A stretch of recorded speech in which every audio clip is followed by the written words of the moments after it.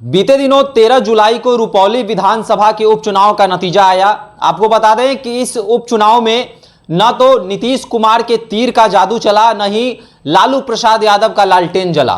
देखिए, रुपौली विधानसभा पर सभी की निगाहें थी। बीमा भारती जो है यहाँ की विधायक थी, उन्होंने लोकसभा चुनाव लड़ा था और उसके बाद यह सीट खाली हो गई थी। आपको बता दें कि पूर्णिया लोकसभा सीट भी काफी चर्चे में रहा था। लोकसभा चुनाव 2024 में पप्पू यादव जो है इस सीट से लड़ते हुए नजर आए और यह हॉट सीट बना हुआ था। देखिए, रुपौली विधानसभा उपचुनाव को लेकर बात करने के लिए मेरे साथ क्षत्रिय सेवा महासंघ के राष्ट्रीय अध्यक्ष धनवंत सिंह राठौर जी हैं। धनवंत जी, रुपौली विधानसभा उपचुनाव बीत गया, बड़ा ही चौंकाने वाले नतीजे आए हैं। निर्दलीय प्रत्याशी शंकर सिंह जो हैं उन्होंने जीत दर्ज कर लिया। नीतीश कुमार के कलाधर मंडल हार गए, राजद से बीमा भारती आ गई। अब पप्पू यादव का बड़ा बयान आ रहा है। पप्पू यादव कह रहे हैं कि क्षत्रिय लोग जो हैं, जो राजपूत लोग हैं, उन्होंने भाजपा को सिरे से नकार दिया है, एनडीए को सिरे से नकार दिया है। क्या कुछ कहेंगे इसको लेकर, पप्पू यादव के इस बयान को लेकर?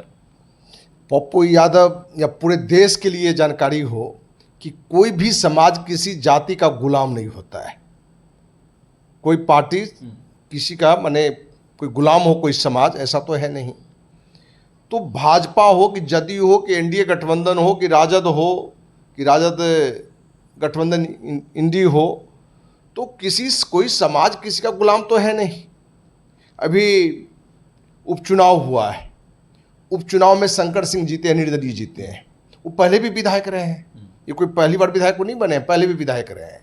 तो पप्पू यादव का ये बयान कि एनडीए भाजपा का वोटर है राजपूत, ये अपने आप में गलत है। कोई किसी का वोटर बने, कोई रजिस्ट्री है, कोई गुलाम है, या एनडीए बीजेपी या जदयू राजपूत समाज के लिए ऐसा क्या कर दिया कि आंख मूंद के राजपूत समाज किसी को वोट दे दे? ऐसा तो कहीं है नहीं। तो पप्पू यादव ने एक व्यंग किया है और राजपूत समाज पर मैंने उंगली उठाया है कि राजपूत समाज का एक भी वोट एनडीए को नहीं मिला है, मतलब एनडीए उम्मीदवार जदयू को नहीं मिला है। तो पहली बात कि क्या पप्पू यादव ज्योतिष है कि जो वोट गिरता है कौन जात का गिराया कौन नहीं गिराया, क्या उस मतपत्र पर लिखा होता है? वोटिंग जो सिस्टम है क्या उसमें कहीं है मैंने कंप्यूटराइज में भी कि भाई किस जाति का वोट पड़ा है, किस धर्म का वोट पड़ा है? ऐसा तो कुछ है नहीं। तो पहले ये बात कहना कि एक भी राजपूत का वोट नहीं पड़ना, ये एक गलत माने संकेत देना है। और राजपूत समाज न पहले किसी जाति पार्टी का गुलाम था, न आज है, न आगे रहेगा। तो जो चुनाव हुआ है, चुनाव में राज्य सरकार की जो स्थितियां रही है और इधर पिछले जो भी 2-3 साल का कहानी है, तो उसमें जनता में एक दुराव था। राजद का जो उम्मीदवार है बीमा भारती, वो जदयू से जीती हुई थी, तो जदयू को छोड़ के जाना है कि जदयू से इस्तीफा देकर वो राजद से लोकसभा की चुनाव लड़ी थी। तो जो उसके भी वोटर थे वो नाराज थे कि आपको हमने जदयू के लिए भेजा और आप जाके राजद से चुनाव लड़ ली। ये अपना पप्पू यादव निर्दलीय चुनाव जीते। क्या पप्पू यादव को राजपूत समाज का सपोर्ट नहीं मिला है? अच्छा सपोर्ट मिला है, निर्दलीय थे। तो राजपूत पर अंगुली उठाना, पप्पू यादव का अपनी जब जीत आ गई तो उनका एक अपनी आदत है जिसमें उनको सुधार करना चाहिए, क्योंकि वोट किस कारण से पड़ा उसका एक अध्ययन करना। रुपौली से रहने वाले हैं और सामाजिक रूप से एक्टिव लोग शंकर सिंह रहे हैं, शुरू से ही रहे हैं, वहाँ लोकप्रिय हैं, कहीं ईगो अहंकार लेके जीने वाले लोग नहीं रहे हैं। तो उनको हर समाज का, क्या एक राजपूत का वोट मिलता तो जीत पाते क्या?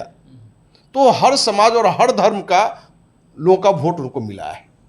तो पप्पू यादव का ये कहना कि भाजपा एनडीए का कैडर राजपूत है और राजपूत का एक वोट नहीं मिला, ये कहीं ना कहीं से उनका बयान गलत है और इस तरह के बयान से उनको बचना चाहिए। और पिछली जो भी कहानियां हैं, अभी आप देख रहे हैं श्रेया कांड है, उसका भी असर चुनाव पर पड़ा है, क्योंकि श्रेया कांड में राजपूत बच्ची थी, दुष्कर्म करके उसकी हत्या हो जाता है। प्रशासन पर दबाव पड़ने के कारण प्रशासन को जहां अपराधी को पकड़ना चाहिए था, दुष्कर्मी को पकड़ना चाहिए था, तो वो पकड़ने में असमर्थ रहा और वो सिर्फ माहौल को ठीक करने के लिए और राजनीतिक नीति के दबाव में राजपूत समाज के ही लोगों को जेल के अंदर में कर दिया, हत्यारा घोषित करके, जिसका कोई साक्ष्य नहीं है। ये बातें भी रुपौली विधानसभा में गुजा है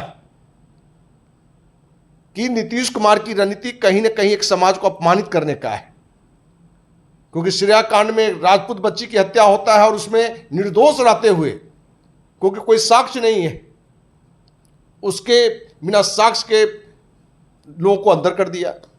इसका भी वहां चल रहा है। अभी लोकसभा चुनाव का रिजल्ट आया, बिहार से एनडीए से जितनी भी पार्टियां थी, किसी ने भी राजपूत को मंत्री नहीं बनाया, किसी ने राजपूत को मंत्री नहीं बनाया। जदयू से 2 मंत्री बने, लवली आनंद को महिला से थी, दूसरी बार जीती थी, संघर्ष करके जीती थी। एक नाम है, आनंद मोहन जी का अपना कद है, तो वहां से भी उनको मंत्री नहीं बनाया गया, भाजपा से भी नहीं बनाया गया। तो किसी भी दल से राजपूत समाज का नहीं बनाना, मंत्री बनाना, तो राजनीतिक रूप से भी राजपूत समाज अपने को ठगा महसूस कर रहा है, सामाजिक रूप से भी ठगा महसूस कर रहा है। जहां भी समाज के साथ कहीं अन्याय हो रहा है, तो जो सरकार की जो नैतिक जिम्मेवारी है उसका भी निर्वहन सही तरीके से नहीं कर रहा है। तो हो सकता है कि रुपौली में राजपूत समाज का एक बड़ा हिस्सा इसके खिलाफ में गया हो और निर्दलीय उम्मीदवार को वोट दिया हो। तो कोई भी सत्ता की गंदी रणनीति के खिलाफ, समाज के साथ गंदी रणनीति के खिलाफ वोट जाता है, तो वो वोट निर्दलीयों को गया है। तो इसमें पप्पू यादव का कहना और व्यंग्यात्मक रूप से कहना कि राजपूत समाज का एक भी वोट नहीं पड़ा है, ये हर स्थिति में गलत है कहना। शंकर सिंह की तो बात हो गई, बीमा भारती की बात करें तो पूर्णिया लोकसभा से पप्पू यादव जो है भारी मतों से जीतते हैं और पूर्णिया में एक अलग छवि बनता है कि निर्दलीय प्रत्याशी संतोष कुशवाहा को उन्होंने हराया, बीमा भारती को हराया।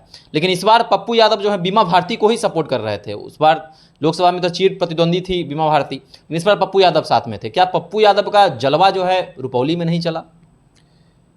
देखिए, पप्पू यादव को तो पहली पीड़ा है कि हम निर्दलीय जीते तो दूसरा कैसे निर्दलीय जीत गया, तो वो उनके थोड़ा प्रभाव को थोड़ा धूमिल गया कि आप ही निर्दलीय नहीं जीतते हैं और भी लोग जीतते हैं। दूसरा, राजनीति में सामने क्या सपोर्ट है और अंदर से क्या भीतरघात है।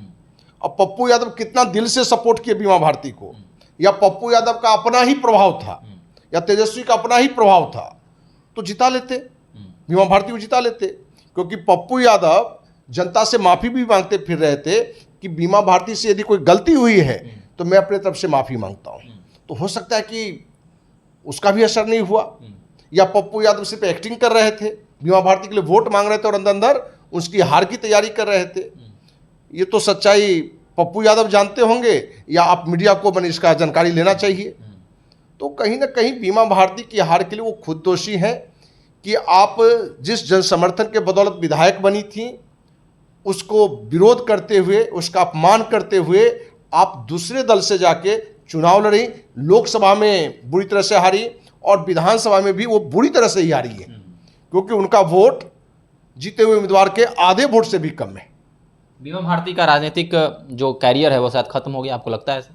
राजनीति में कैरियर कभी खत्म नहीं होता है। लोकसभा और विधानसभा भी हार गई, कोई बात नहीं है, राजनीति में होता है। जो शून्य पर मैंने 100 रन बनाने वाला शून्य पर आउट हुआ, फिर हो सकता है अगले मैच में 100 बना ले। तो ये नहीं कहना मैंने गलत होगा, क्योंकि पप्पू यादव तो भी पिछला 2 चुनाव हारे हैं, तो कहाँ राजनीति खत्म हो गया।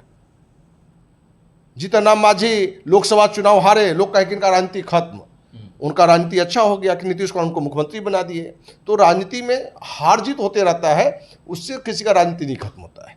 चलिए, तो रुपौली विधानसभा में जिस प्रकार से निर्दलीय उम्मीदवार जो है शंकर सिंह ने जीत हासिल की और उधर कलाधर मंडल और बीमा भारती को हार नसीब हुआ, उस पर पप्पू यादव का जो बयान आया कि राजपूतों ने इस बार एनडीए को सपोर्ट नहीं किया, उस पर क्षत्रिय सेवा महासंघ के राष्ट्रीय अध्यक्ष धनवंत सिंह राठौर ने जवाब दिया है कि राजपूतों का वोट न करना बहुत चीज़ों पर संकेत करता है। जिस तरह से बिहार से एक भी मंत्री राजपूत समाज के नहीं हुए, साथ ही साथ श्रेया हत्याकांड, औरंगाबाद के नवीनगर प्रखंड का जो श्रेया हत्याकांड हुआ उसको लेकर भी जो है राजपूत समाज नाराज था। और जिस प्रकार बिहार से एक भी मंत्री जो है नहीं बनाए जाते हैं कैबिनेट में, तो कहीं ना कहीं वो भी नाराजगी साफ तौर पे झलक रही थी। यह सभी कारण के वजह से जो है एनडीए को वोट ना पड़ना है, न कि राजपूतों ने एनडीए को सिरे से नकारा है। आपको क्या लगता है रुपौली विधानसभा को लेकर? आप भी हमारे साथ साझा कर सकते हैं। धन्यवाद।